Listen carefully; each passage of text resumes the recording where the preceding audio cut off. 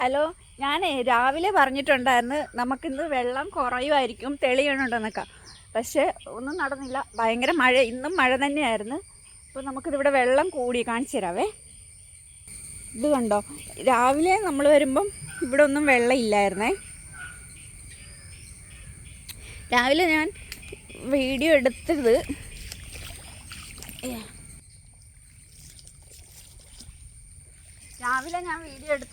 ഇവിടെ നിന്നിട്ടാ, ഇവിടെയല്ല, ഇവിടെ നിന്നിട്ടാ. അപ്പം ഞാൻ പറഞ്ഞില്ലേ ഏറുമാടത്തിൻ്റെ അവിടെയൊക്കെ വെള്ളമാന്ന്. പക്ഷെ ഇപ്പം കണ്ടു,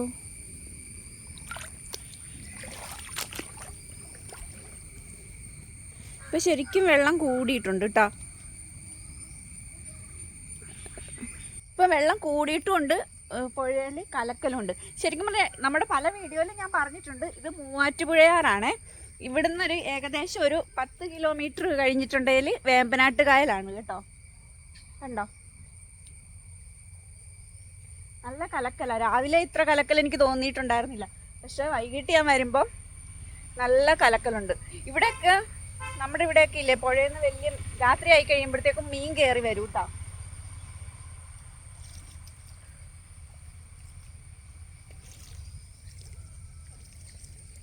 നിങ്ങൾക്കൊക്കെ വെള്ളപ്പൊക്കമൊക്കെ ഉണ്ടോ?